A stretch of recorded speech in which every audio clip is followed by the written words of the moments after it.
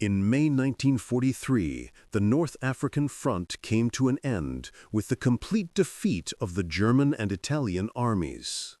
More than 275,000 soldiers were taken prisoner, including thousands of medical personnel, doctors, surgeons, pharmacists, dentists, and nurses of the Nazi military. They had once worn white coats amid the thunder of bombs, saving countless wounded men in the harsh deserts of Tunisia.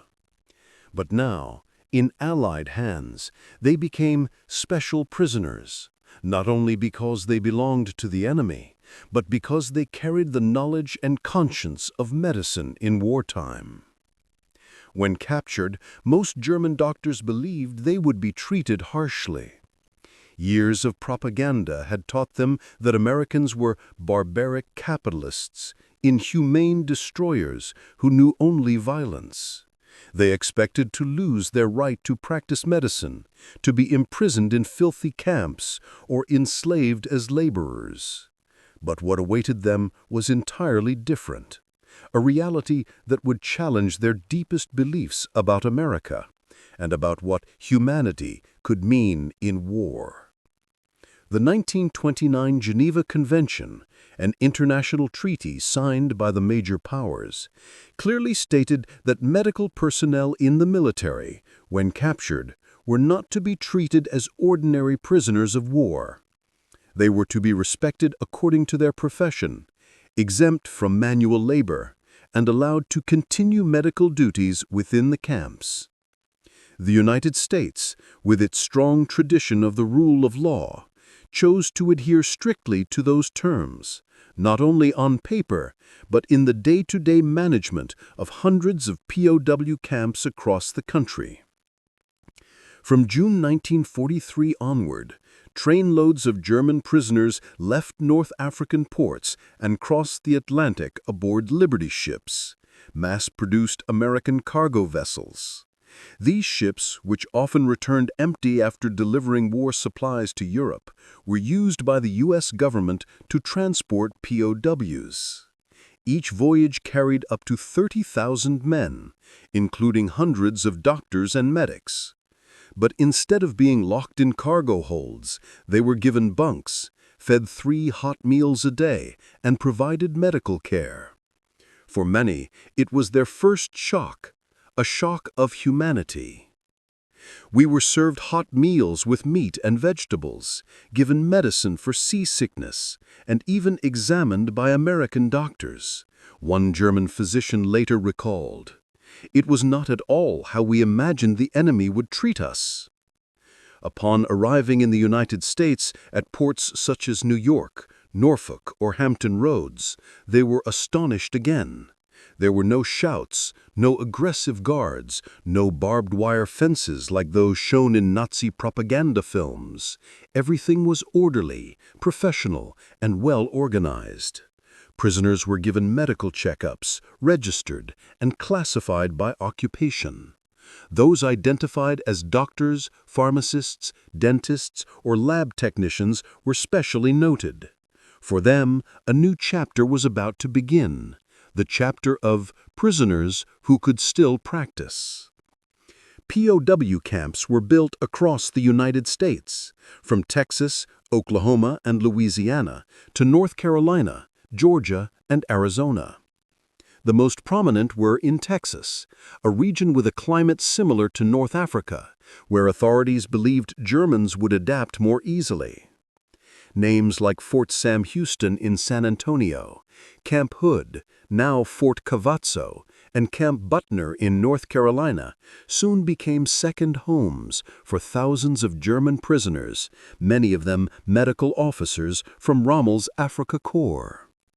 At Fort Sam Houston, the largest medical training center of the U.S. Army, the German doctors were stunned by the modern hospital buildings, sterile operating rooms, laboratories equipped with microscopes and X-ray machines, and massive pharmaceutical stores. To men from a bomb-ravaged Europe, it felt like another world, a place where medicine could still live up to its true calling, to heal, regardless of nationality. At first, they remained wary, But the professionalism of American doctors and medical officers soon changed that. The Americans addressed them respectfully as Herr Doctor or Professor, without mockery or contempt. In operating rooms, they were invited to observe and even assist in surgeries. When wounded German POWs required care, American physicians often entrusted them to their fellow German doctors, a rare act of trust between former enemies. Such respect forced the Germans to rethink their views. They realized that on the other side, the enemy still upheld medical ethics. For the Americans, a patient was someone to be healed, not an enemy to be despised. It stood in contrast to the propaganda they had absorbed back home, which painted Americans as greedy, immoral materialists.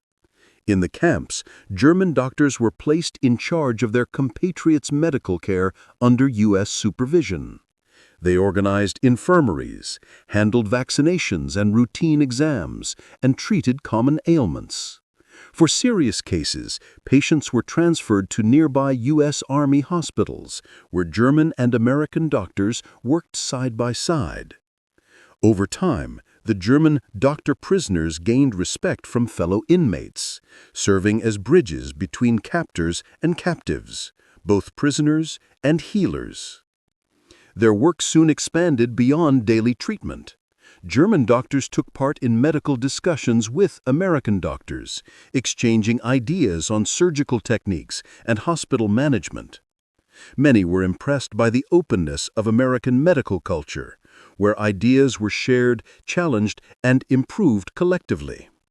In contrast, wartime German medical medicine operated under rigid hierarchy and strict obedience, leaving little room for individual initiative.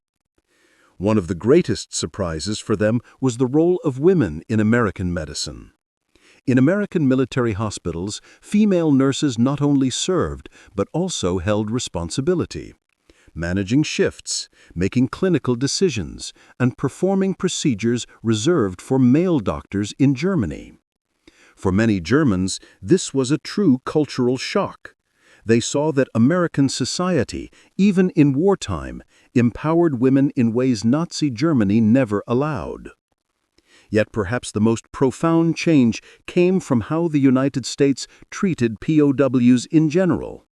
While millions in Europe starved, German prisoners in America received 3 full meals a day, access to books and sports, and opportunities to study English or learn trades. Some camps even had libraries with thousands of volumes, including medical journals, anatomy textbooks, and research papers once banned in Germany for political reasons. For many captive doctors, these were priceless gifts, chances to reconnect with science after years of isolation. Several recalled finding copies of the Journal of the American Medical Association, JAMA, a publication they had once only heard of. Reading it, they realized that while Europe burned, American medicine was still advancing, research was still funded, and scientific dialogue still flourished, a culture that valued both knowledge and humanity. The contrast stirred admiration and a renewed faith that medicine could transcend war. No matter the uniform, the true essence of a physician remained the same: to heal and to preserve human dignity. Over time, suspicion faded. Many German doctors began working enthusiastically alongside their American counterparts. Some even formed lasting friendships, exchanging letters long after the war. In their memories, captivity in America was not a time of humiliation, but a period of rebirth, professionally and morally. One former Africa Corps doctor later wrote, "In Germany, I was an officer of Hitler. In America, I was simply a doctor, and that made me feel freer than ever before." It was one of war's great paradoxes. Some rediscovered their humanity only as prisoners of their enemies. As the European war neared its end, the quiet POW camps in America seemed far removed from the world's chaos. There, former enemies continued to examine, heal, research, and even teach each other languages. They stood as living proof of a rare truth in war, that compassion and knowledge can outlast hatred. Those German doctors, though captives, were still allowed to practice medicine, still addressed as doctor, and still treated as human beings. They endured a historical paradox, imprisoned yet respected more than when they were free under dictatorship. And from that experience, many carried home a lasting belief. In medicine, there is no boundary between enemy and colleague, only between those who heal and those who need to be healed. When the German prisoners of war arrived in the United States, they were carefully classified according to rank, profession, and physical condition. Doctors, nurses, and medical personnel were placed in camps with more advanced medical facilities, such as Fort Sam Houston in Texas, Camp Butner in North Carolina, and Camp Hood. To many of them, these camps felt less like prisons and more like vast hospitals enclosed by barbed wire. The contrast between how the Americans and the Germans treated prisoners of war filled them at first with both caution and curiosity. They expected the harshness of a labor camp, but what they found instead was order, cleanliness, and a medical system so well organized that even German doctors had to admit it surpassed anything they had imagined. In the larger camps, the Americans built full-fledged hospitals with outpatient clinics, surgical wings, pharmacies, dental offices, rehabilitation wards, and isolation units for infectious diseases. American doctors acted as supervisors, but day-to-day operations were largely entrusted to the German POW physicians. They were allowed to treat their compatriots, perform surgeries, care for the wounded, and even assist in treating lightly injured American soldiers. Each doctor had an office, medical instruments, and professional autonomy within the camp. Many felt they were no longer prisoners of war, but colleagues in a parallel system. Most American physicians, many of them university-trained, were eager to learn from their German counterparts' experiences on the battlefield. They asked questions about handling shrapnel wounds, emergency triage under fire, and the use of limited medical supplies in desert conditions. In return, the German doctors witnessed something rare: the seamless cooperation between doctors, nurses, and technicians within the U.S. Army medical system. In Germany, nurses, especially women, were often seen as passive assistants, while in America they had decision-making authority, received advanced training, and played an active role in treatment. This left a strong impression, and for some German doctors, a sense of discomfort at having to work as equals with highly competent female nurses. Each camp also had a small library containing books, medical journals, and newly published materials from American universities. Many German doctors were permitted to read journals such as the Journal of the American Medical Association or the Lancet, resources almost impossible to access in wartime Europe. Some camps even held medical seminars between POWs and American doctors discussing topics like infectious disease control, camp hygiene, and psychological care for the wounded. Several German doctors later admitted that they learned more practical medicine during their captivity in America than in years of service in the German Army Medical Corps. One of the greatest revelations for the German doctors was the appearance of penicillin in American hospitals.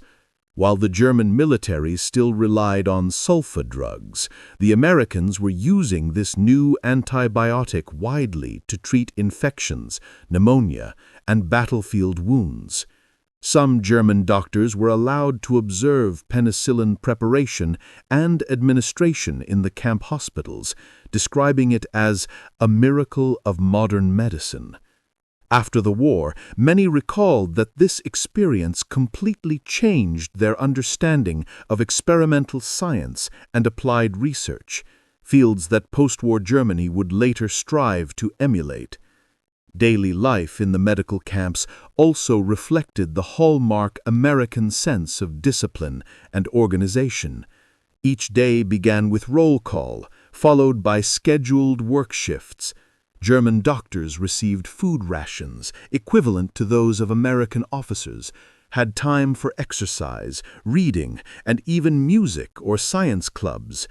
Within the hospital wards, strict sterility procedures were enforced, and meticulous medical records were kept, a habit many admitted had never been consistently practiced in the German Army Medical Corps.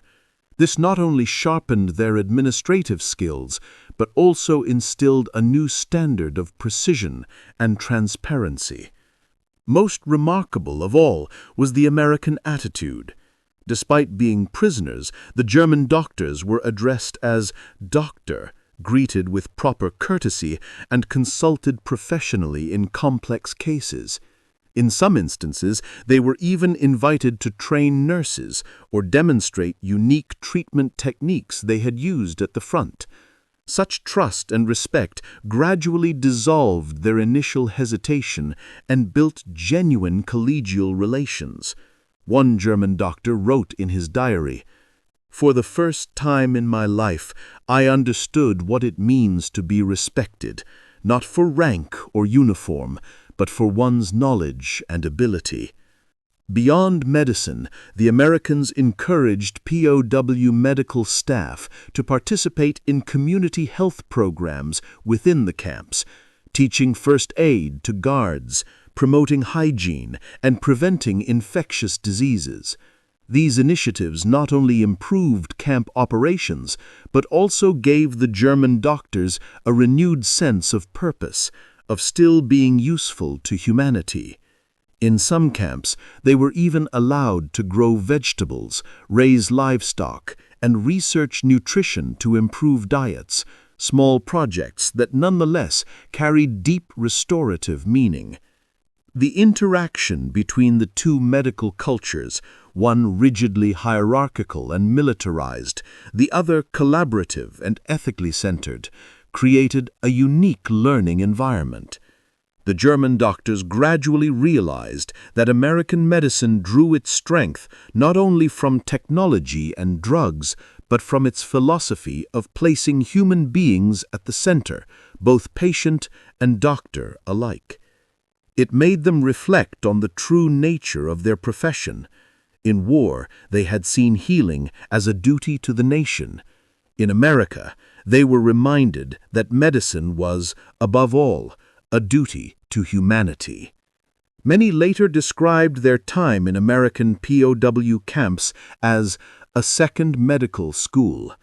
There they learned not only new professional knowledge, but also a new attitude towards life, humility, discipline, and respect for colleagues. The American doctors, for their part, came to see the German POWs not as enemies, but as fellow physicians who shared the same ideal: to save lives, regardless of the flag under which they served. This spirit of mutual respect turned the American medical camps of World War II into small neutral zones of medical ethics, where former enemies worked side by side to preserve human life. Thus, life and work in the American POW medical camps were far more than just another chapter in wartime history. They stood as proof of medicine's power to transcend political boundaries. Amid a world torn by conflict and hatred, these camps demonstrated that humanity, when upheld, can turn a prison into a classroom, an enemy into a colleague, and two opposing sides into partners, standing together on the side of life.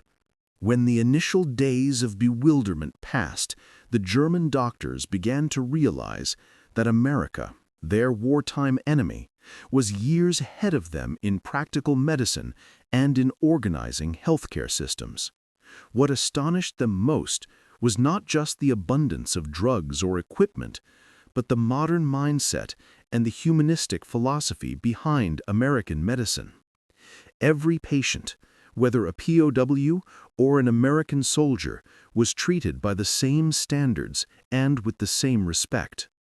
To German doctors accustomed to the rigid hierarchy of the Wehrmacht, this was both strange and admirable. In the prison camp hospitals, the Americans organized their work by medical specialties, a structure rarely seen in the German military medical corps. There were separate departments for internal medicine, surgery, ENT, psychiatry, dentistry, rehabilitation, and even physical therapy. Medical records, treatment progress, and outcome reports were managed through standardized forms and statistical tracking of each case. These procedures made hospital administration more transparent, efficient, and accountable. German doctors, long used to working by personal habit, began learning to rely on data, standards, and teamwork rather than on individual prestige or subjective experience. One of the greatest lessons they absorbed was the concept of preventive medicine. In the U.S. Army, keeping soldiers healthy was considered just as important as treating the wounded. Regular hygiene inspections, clean water management, nutrition control, and epidemic prevention were all routine. The Germans witnessed how Americans used microbiology, statistics, and psychology to predict and manage disease, fields that German military medicine had largely neglected. They learned that a strong army depended not only on weapons, but on collective health, and that health began with scientific medical management. Perhaps the most powerful impression came from the widespread use of penicillin and advances in anesthesia and surgery. Before 1943, Germany had virtually no access to penicillin, lacking the technology for large-scale mold cultivation. Meanwhile, in America, this antibiotic was mass-produced and became a miracle drug, saving countless lives. Many German doctors saw with their own eyes surgeries they had once deemed hopeless, pneumonia, gangrene, bone infections, cured within days. They called it a medical enlightenment, carefully recording doses, applications, and side effects, hoping to use it one day back home. They also learned about safe, standardized anesthesia with ether and nitrous oxide, rigorous sterilization using ultraviolet lamps and antiseptic solutions, and stainless steel surgical instruments Germany could not yet produce during wartime. American doctors explained every principle clearly, even allowing POWs to observe operations firsthand. For many Germans, it was the first time they had ever seen an operating room so bright, so clean, and almost odorless. Another revelation came from the field of psychotherapy and rehabilitation. In the German army, soldiers with brain injuries or nervous disorders were often dismissed as unfit for service. In contrast, Americans placed them in rehabilitation centers where they received physical therapy, occupational and music therapy, and exercise programs. German doctors watched in amazement as wounded soldiers were encouraged to paint, play music, or learn new skills to reintegrate into society. The idea of healing both body and mind planted them in a new awareness. Medicine was not only about saving the body, but about restoring human dignity. Many POW camps were located near medical schools such as Duke University or the University of North Carolina, allowing German doctors to attend lectures or engage in academic exchange. Some were given access to textbooks on physiology, biochemistry, epidemiology, and hospital management, areas still rare in German military medicine. They were impressed by the American style of teaching, which encouraged debate, questioning, and ethical reflection in every medical decision. One German doctor wrote in his memoir, "In America, they taught us that in medicine there are no superiors or inferiors, only what is right or wrong according to science." The learning extended beyond technical knowledge to work culture. Americans valued punctuality, transparent reporting, and teamwork. The German system, shaped by authoritarian military structure, rarely allowed subordinates to challenge their superiors. Immersed in the American environment, many German doctors discovered the strength of collaboration and shared responsibility. They realized that a successful surgery was not the triumph of a single surgeon, but of the entire team. Some American doctors willingly shared their expertise, organizing small lectures in the camps on malaria, tuberculosis, cholera prevention, and nutrition research. The Germans, with their strong scientific backgrounds, absorbed the material quickly and asked insightful questions. Both sides were surprised by how academic dialogue could transcend wartime enmity. Gradually, within the tension of World War II, the POW camps became cultural laboratories where knowledge and professionalism rose above hatred. Yet the most profound lesson the German doctors learned was not technical, but ethical. American medicine was grounded in the principle of respect for the patient's rights, regardless of identity. Every patient had the right to know their diagnosis, to choose their treatment, and to be treated as a person of worth. To German doctors, shaped by nationalist ideology and the belief that health serves the state, this was a shock, but also an awakening. They realized that when medicine becomes a tool of power, it loses its soul.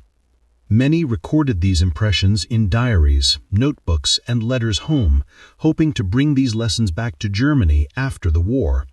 Some even said that in the American POW camps, they became real doctors again, no longer soldiers or instruments of politics, but healers devoted to saving lives. They began to dream of a post-war Germany where medicine would be rebuilt on the foundations of humanity and science, rather than militarism. Thus, the learning journey of German doctors in American POW camps was not merely a transfer of medical knowledge, but a spiritual awakening. From the spotless operating rooms to small seminars and quiet conversations with American colleagues, they came to realize that medicine knows no borders. And in captivity, they found a new kind of freedom, the freedom to learn, to reflect, and to become true physicians once more. From mid-1944 onward, as German POW camps in the United States settled into stable operation, the relationships between American and German doctors gradually evolved beyond mere supervision. American physicians no longer viewed the prisoners as outsiders, but as professional partners, valuable sources of knowledge from a European medical tradition of great depth. The German doctors, after months of observation and learning, began taking initiative, sharing their own experience, suggesting improvements, and collaborating on small research projects within the camps. Out of these efforts emerged a quiet yet enduring current of intellectual exchange between two medical traditions once divided by war. American medical officers were particularly interested in the Germans' field experience from the Eastern Front and North Africa, harsh environments few Americans had encountered. German doctors explained in detail how they treated shell wounds, stopped bleeding rapidly, prevented shock, handled chemical burns, frostbite, and long-term malnutrition. They described the organization of lazarettes, mobile field hospitals, evacuation chains, and emergency care under scarcity. These notes became valuable references for U.S. military medicine, especially in the final years of the war, when American forces expanded campaigns in Europe and the Pacific. In return, American doctors shared modern hospital management practices, medical administration systems, sterilization standards, and coordination between doctors, nurses, and technicians. They described how the U.S. trained physicians through clinical practice, interdisciplinary seminars, and the use of statistical data to monitor treatment quality. Many German doctors heard for the first time the term evidence-based medicine, a completely new concept compared with the empirical tradition they had known. Some camps even allowed prisoners to organize internal scientific briefings, with American doctors attending as discussants. These exchanges often took place in a purely academic spirit, far removed from wartime hostility. One striking example was joint research on disease prevention within the camps. In 1944, at several camps in Texas and Kansas, German and American physicians worked together to study malaria, scabies, and other common infectious diseases in crowded conditions. They developed sterilization protocols, improved diets, and compiled disease statistics. Their reports were later submitted to the U.S. War Department as examples of successful medical cooperation under wartime conditions. Though unofficial, these were among the first collaborative studies between former enemies, laying early groundwork for post-war international medical partnerships. Professional exchange extended beyond laboratories and hospitals into everyday conversation. Many Americans were curious about how German doctors were trained, while the Germans were fascinated by the American civilian hospital system, where people from all social classes could access medical care. Some Germans remarked that this accessibility explained America's medical vitality. Medicine was not the privilege of elites or the military, but a public good. Through such dialogues, they came to realize that medical knowledge finds its truest value when it serves the many, not when it remains confined to academic towers. Equally significant was the moral influence of American medical ethics on the Germans.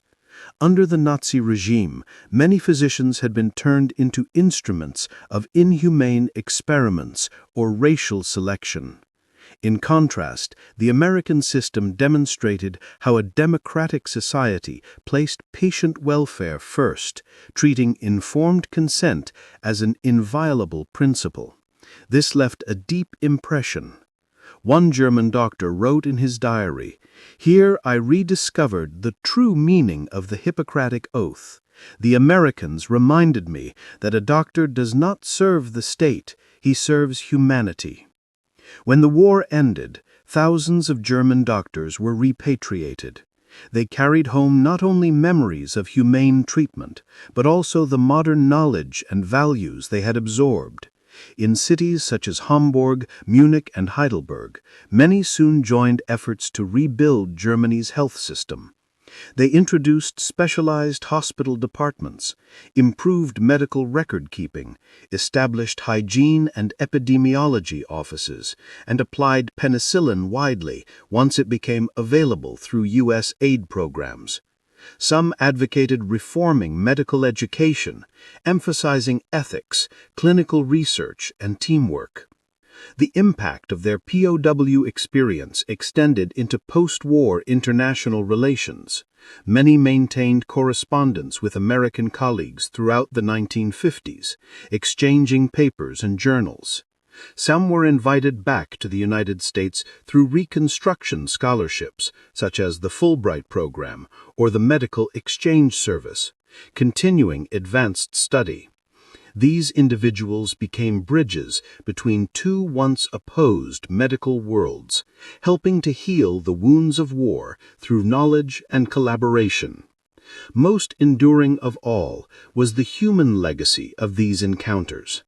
In post-war Germany, as the nation confronted the moral aftermath of Nazism, the memory of how American doctors had treated POWs with dignity stood out as a rare light. It proved that even in the darkest times, some people still believed in the universal values of medicine. The respect Americans showed their former enemies rekindled the Germans' faith that medicine could transcend politics, and that compassion could exist even behind barbed wire. In retrospect, the professional exchange between American and German doctors in POW camps was more than a little-known episode of World War II. It was a testament to the power of knowledge to rise above conflict. It showed that when people meet as physicians rather than as soldiers, they can find common ground, learn from one another, and together leave a lasting legacy for humanity. From those fenced compounds emerged an invisible bond, one woven from knowledge, respect, and the enduring belief that medicine, in any circumstance, must always stand on the side of life. When the war ended in 1945, the German POW camps in America gradually closed. The barbed wire fences were dismantled, and the German doctors were repatriated one by one. Yet what they brought home was not merely the memory of captivity, but a new intellectual and moral legacy. The lessons they had learned from their American colleagues about medicine, organization, and, above all, humanity. For many, the years spent in those camps were no longer remembered as dark days, but as a turning point that reshaped their professional thinking and personal outlook. When they returned home, Germany lay in ruins. Hospitals were bombed out, medical facilities severely lacking, medicines scarce, and the healthcare workforce exhausted. In that desperate landscape, the doctors who had once been POWs in the United States stood out as a vital resource. They had been exposed to modern healthcare systems, scientific working methods, and progressive medical ethics. These experiences became the foundation upon which they helped rebuild post-war German medicine, especially in two crucial areas: public health and medical education. Many of them later became professors, department heads, or hospital directors in West Germany. They carried with them a spirit they had witnessed in America, that a hospital is not merely a place of treatment, but also an institution for learning and service to humanity. Instead of maintaining military-style hierarchy, they encouraged teamwork, open professional dialogue, and respect for ethics and human dignity in every medical decision. Some pioneered the community hospital model, emphasizing preventative care, patient psychology, and cooperation among doctors, nurses, and social workers, a concept largely absent in Nazi Germany. In medical education, these former POW physicians introduced a spirit of academic freedom and open research into universities. They urged students to question, debate, and view knowledge as ever-evolving rather than fixed truth. Many emphasize that medicine must not serve the state, but serve humanity, a view deeply shaped by their time working alongside American doctors, men and women who regarded medical ethics as a universal value beyond all national borders. Some German doctors even maintained correspondence with their American counterparts after the war. They exchanged letters, professional materials, and in some cases were invited to work or attend international conferences in the United States. Through these connections, the flow of knowledge between the two enemies continued, helping to strengthen Western medical cooperation during the Cold War.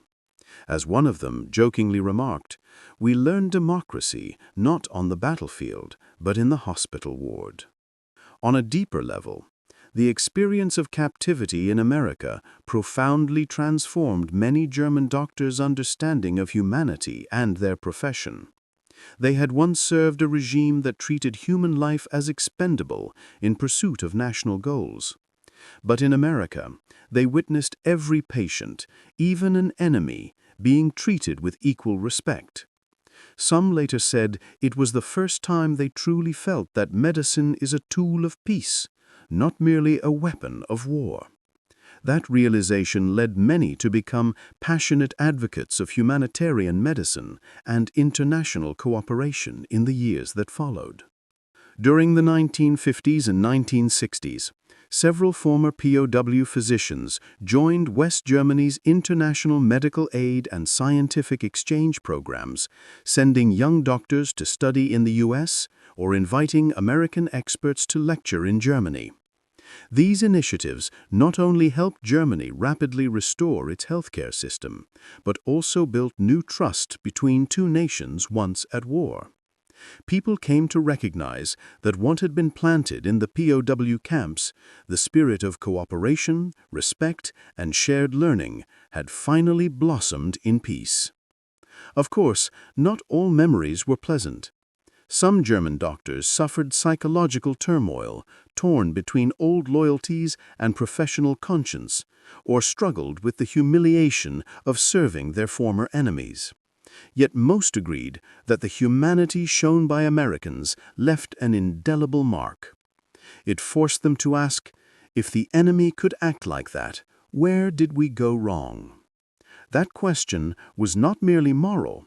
It helped reshape post-war German society's understanding of human worth. A few doctors, such as Dr. Friedrich Weber and Dr. Otto Kranz, later wrote memoirs describing how their imprisonment in America revealed to them the true nature of medicine, not as an instrument of power, but as a profession of compassion. They recalled evenings in the camp when German and American doctors would discuss medical science together, sharing medicines and journals under the whisper of wind against the barbed wire. For them, those quiet moments became symbols of humanity transcending war. The Americans, too, carried their own legacy from the experience. Many U.S. military doctors who had served in POW camps later admitted that they learned much from their German counterparts about discipline, field surgery, and improvisation under scarcity. Some post-war American military hospitals even adopted procedures inspired by these lessons. Thus, the exchange between the two sides was never one-sided. It was mutual learning born from one of the most extraordinary circumstances of the 20th century.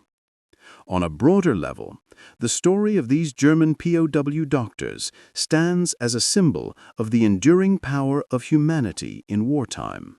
When all values were overturned, those who upheld medical ethics proved that compassion could survive even between enemies. As one American historian observed, amid bombs and hatred, medicine was the only place where human beings still spoke the same language, the language of life. In their later years, many former German POW doctors kept photographs, letters, and diaries from that period. They regarded them as symbols of transformation, reminders that understanding and respect could be stronger than any weapon. Some even returned to the U.S. to visit their former camps, now turned to parks or museums. A few were moved to tears when they saw a small plaque reading, "Here in wartime, men who were once enemies learned to respect one another." Today, historians of medicine regard this story as rare proof of the healing power of the profession. It shows that even in the most divided times, knowledge and ethics can bridge divides that politics cannot. And perhaps that is the greatest legacy of those doctor-prisoners of long ago, not only healing the body, but helping to heal the wounds of the human spirit.